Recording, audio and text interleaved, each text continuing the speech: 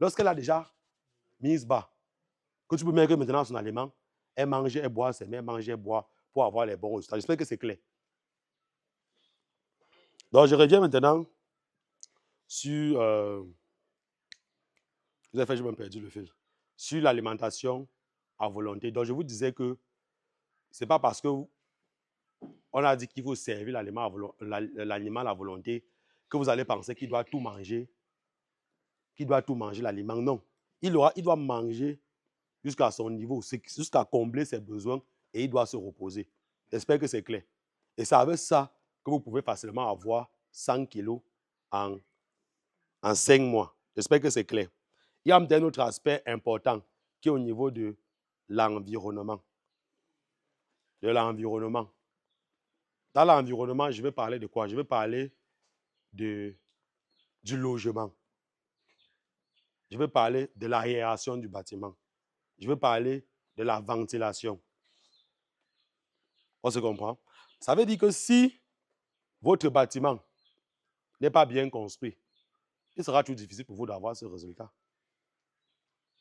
Il sera difficile. Par exemple, vous construisez mal votre bâtiment, un bâtiment qui est toujours humide. Vous ne connaissez pas, vous allez mettre les abreuvoirs, les pipettes, vous mélangez tout. Les porcs se couchent dans l'eau, les caca, les trucs. Vous allez avoir ce problème. Si votre bâtiment n'est pas bien construit, il n'est pas ventilé, les porcs vont grandir comment? Ils sont le temps chaque fois étouffés. Ils ne peuvent pas grandir normalement. Donc, vous devez bien construire le logement. Vous devez veiller que votre bâtiment soit bien ventilé et aéré. Et vous devez veiller à l'hygiène. On se comprend? Il y a un autre élément aussi qui est important pour pouvoir avoir ce résultat. C'est la densité. La densité aussi est importante. Ça fait partie de l'environnement et du suivi. La densité, parce que si tu ne connais pas la densité des sujets, le nombre de sujets qu'il faut au mètre carré, quand les sujets seront serrés, si tu ne sais pas que non, il faut calibrer, il faut décanter le stock. C'est un problème, non? Quand ils seront serrés, parfois quand je viens à la poche là, chaque jour, vous voyez comment il dit que retirer les porcs ici, là, retirer 10 porcs ici, vous mettez là-bas, retirer. C'est pour qu'ils puissent prendre en poids rapidement. Quand ils sont serrés, c'est... il y a des problèmes. Il peut y avoir peut-être des problèmes de ventilation et autres. Donc c'est bien, c'est pas que quand c'est serré, c'est un problème. Hein. Il y a la densité qui normalement est recommandée en fonction du nombre de ports et de la surface. Parce que parfois, toi, tu peux penser qu'ils sont serrés, peut-être qu'ils ne sont pas serrés. Et ça dépend aussi maintenant du type de bâtiment.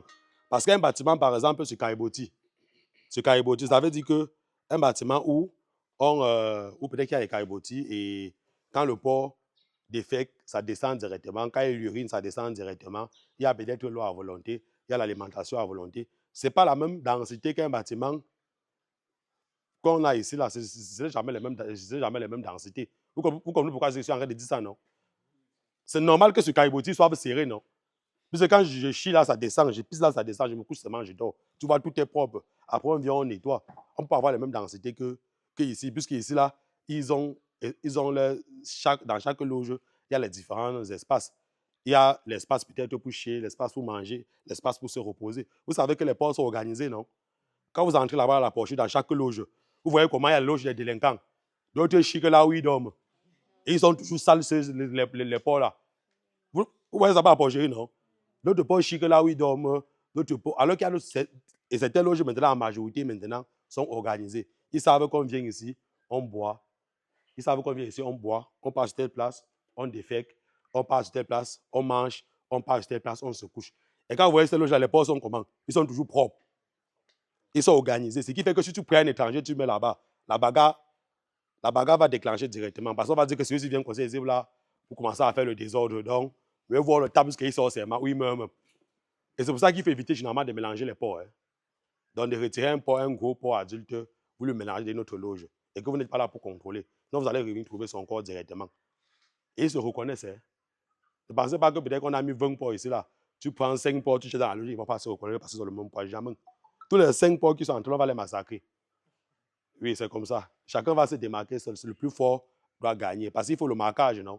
Il faut qu'on voit si tu es fort. C'est comme ça. Voilà. Donc, on va continuer encore. On va prendre maintenant un autre aspect qui est important. On va prendre l'aspect la santé. Ça veut dire que si vous voulez avoir 100 kilos en 5 mois et que vos porcs ne sont pas en santé, c'est un problème. Vous voyez? C'est un problème. Et je vous ai dit déjà que lorsque vous prenez vos porcs de 20 kg à 100 kg, tout ce que vous devez faire, c'est quoi? C'est de déparasiter vos animaux. Vous devez déparasiter vos animaux chaque mois. Parce que si vous ne déparasitez pas vos animaux, les parasites et autres, là, les vers intestinaux, tout ça, là, ça doit empêcher leur croissance. J'espère que c'est bon. Donc, vous devez prendre la peine de déparasiter vos animaux chaque mois. J'espère que c'est bon pour tout le monde. Vous avez des questions pour avoir 100 kilos en 5 mois, rapidement. Quelle est la question?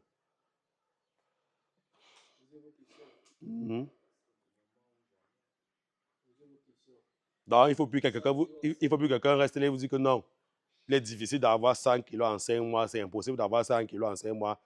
Et vous devez savoir que vous voyez que chaque jour, l'élevage évolue, non? Vous voyez que les races qu'il y a là-bas en bas, il y a de cela 5 ans, il n'y a pas les races là, non? Est-ce que je mens? Il y a de cela 5 ans, il n'y a pas les races là. Même 2 ans, il y a même les races même que c'est même que l'année-ci là qu'on a développé ça. Donc vous voyez que l'élevage évolue. D'un grand-père ne doit pas rester là-bas, je lui dis que j'ai fait l'élevage depuis 50 ans. On veut me dire quoi aujourd'hui? Ce n'est pas ça. Ce n'est plus ça. Il faut dire au père là que ce n'est plus ça. Vous comprenez ce que je dis? Un père ne doit pas rester là-bas et dire que j'ai l'expérience dans les porcs. J'ai fait l'élevage des porcs, ça fait 50 ans, ça fait 30 ans d'expérience. Comment vous pouvez me dire qu'on peut avoir 100 kilos en 5 mois? Ou tu viens peut-être avec une formule améliorée, tu montres au père que non, ça et ça ne donne plus ça. Ça et ça ne donne plus ça. Voilà ce qu'il faut voir. Il te dit que non, tu veux m'apprendre de quoi? Moi, j'ai fait l'élevage depuis 100 ans, depuis 50 ans aujourd'hui. J'ai grandi dans l'élevage de porcs. Surtout les gens de l'Ouest, ils aiment trop ça. Que nous, on a grandi ici que dans l'élevage. Tu veux nous apprendre de quoi? Et c'est pour ça que ça n'évolue pas. Il faut comprendre que les choses évoluent chaque jour. La science évolue. Donc, chaque jour, il y a de nouvelles technologies. On fait les recherches. Il y a les scientifiques qui sont au laboratoire que pour ça. Il y a les gars qui sont dans les laboratoires de nutrition animale que pour travailler les nouvelles formules, voir ce qu'il faut éliminer, voir ce qu'il faut venir avec. Vous comprenez ce que je dis? Il y a les gars qui sont dans les laboratoires de génétique pour travailler, pour éliminer certains paramètres sur certaines races. Ils disent que non, ça n'est pas important. Ça n'est pas important. Il faut qu'on retire ça, il faut qu'on retire ça, il faut qu'on retire ça. On fait les différentes expériences, on trouve ce qui est bon. On travaille maintenant avec ça. Quelqu'un va rester aujourd'hui en 2025. Tu dis que c'est possible, il te dit que non, ça fait 50 ans. Il faut dire au père là que oui, c'est possible d'avoir 100 kilos en 5 mois. Voilà ce qu'il faut. J'espère que c'est clair pour tout le monde. Ok, oui.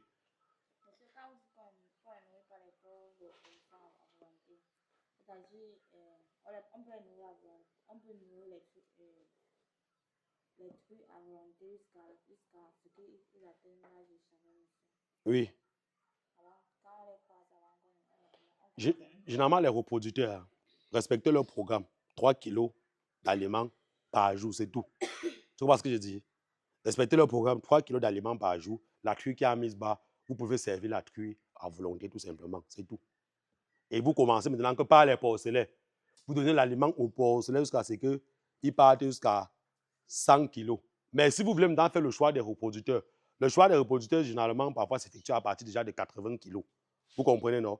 Donc, quand vous les sélectionnez, déjà, vous les mettez déjà sur un programme alimentaire pour les préparer à la reproduction. Vous comprenez bien ce que je dis, non? C'est ceux que vous avez dit que non, ça, c'est la boucherie.